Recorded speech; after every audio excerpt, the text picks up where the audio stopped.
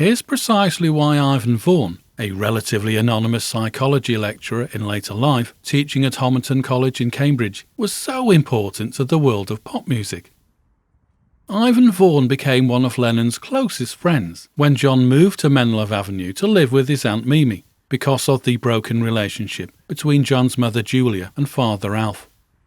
It seems the final straw for Aunt Mimi was the 5-year-old John being taken away by his father to stay with him in Blackpool, ostensibly anyway, prior to him secretly planning on taking John to live with him on the other side of the world. It's often reported John was forced to choose between living with his mother Julia and his estranged father Alf when he was only 5 years old. I'll go into more detail about Julia's relationship with Alf and how it impacted on John at another time.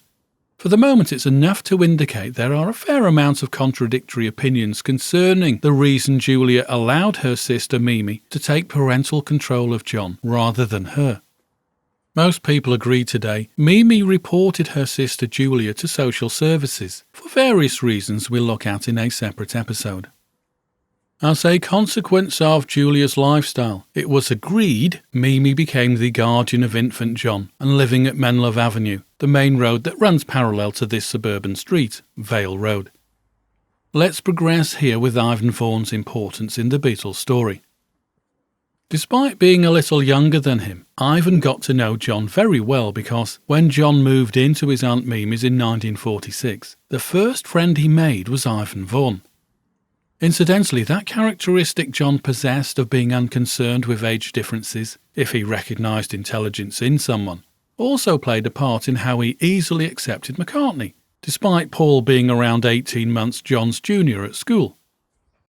As mentioned a moment ago, young Ivan Vaughan lived here on Vale Road, just behind and running parallel to Aunt Mimi's house, where their respective back gardens pretty much butted up against each other.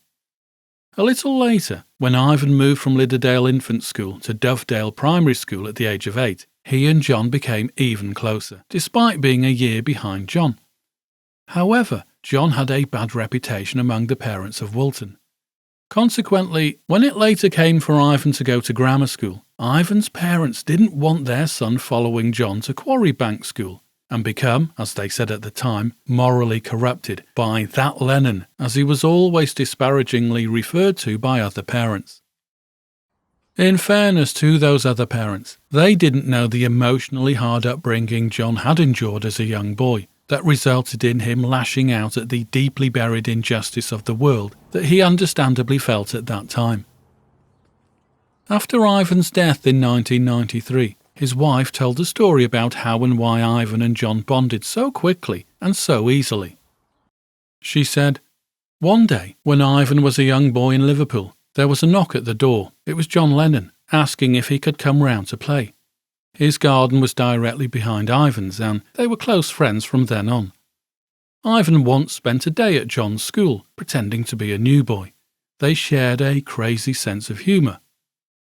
Ivan's parents, along with other local parents, thought John was a terrible influence on their son, and consequently Ivan's parents made a fateful decision when it was time to leave junior school and attend secondary school. Owing to this decision, fate intervened once more because, by being sent away from John to a different secondary school, Ivan met and became best friends with Paul McCartney at his new school. So now Ivan had two close friends that had, at that point in time, not met. John was one of Ivan's closest friends at home, and Paul was one of Ivan's closest friends at secondary school.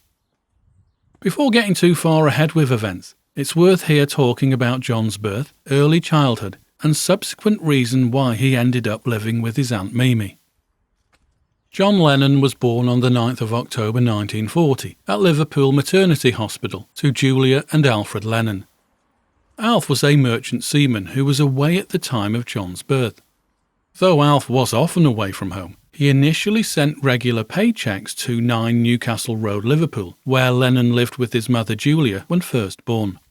However, Alf's check stopped when he went absent without leave in February 1944. Nobody knew where he had gone for half a year.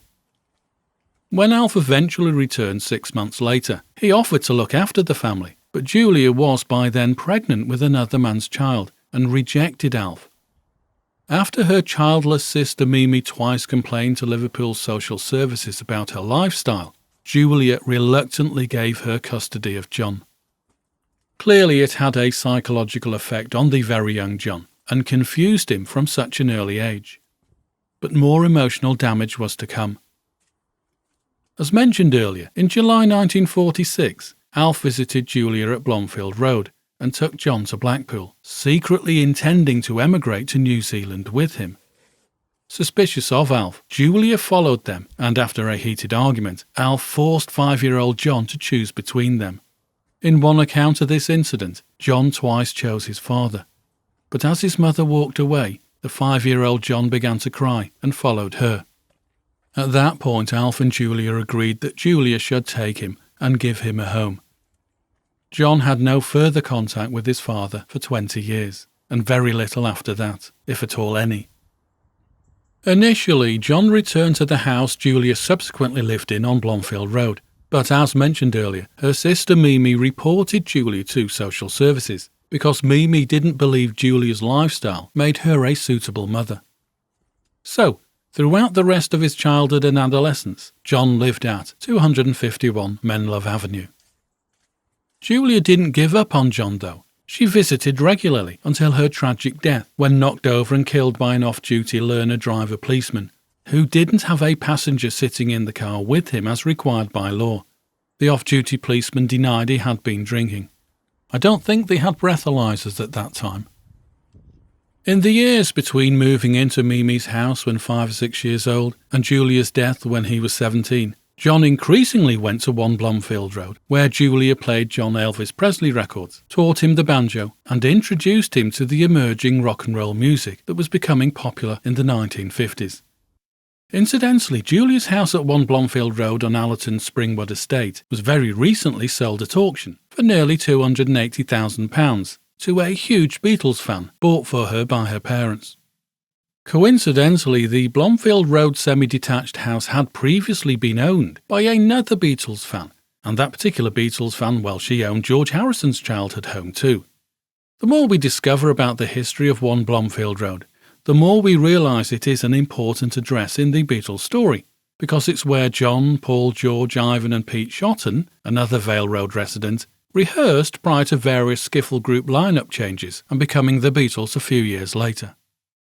Julia encouraged her son John to rehearse at her Blomfield Road corner house and enthusiastically enjoyed listening to them. So, despite Mimi's house on Menlove Avenue being the most famous childhood Lennon home, both Blomfield Road and Vale Road had a huge impact. Obviously, Vale Road can be seen to have played its part too, even though John didn't live there, but Vale Road can be seen to have played its part, if you believe in fate, in the Beatles story. A further example of this is it was Vale Road resident Quarryman member Pete Shotton that actually asked Paul McCartney to join their skiffle group after it had been discussed with, agreed and decided by John.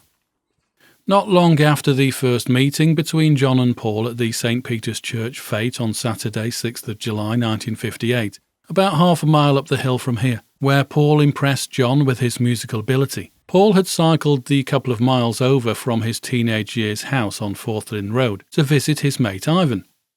On this occasion, though, Ivan wasn't at home. This was way before mates could easily contact each other by mobile phone. As Paul killed time aimlessly cycling around the area, waiting for Ivan to return home, he bumped into Quarrymen member Pete Shotton on the corner of Linkster Road, where he was asked by Shotton if he'd like to join their skiffle group, led by John. Now, before it gets too long, I'll finish up here for this Musical Steps episode, but I will pick up the fascinating and fateful story again in the connected episodes from this series. So I hope to talk to you in those episodes too. If you'd like to be automatically notified when those further episodes are published, please like, subscribe, comment and ring the bell. So, see you later folks, and I hope to catch up with you in the connected episodes focused on John and Paul and the importance of Ivan Vaughan and indeed Lennon's mother Julia. See you later.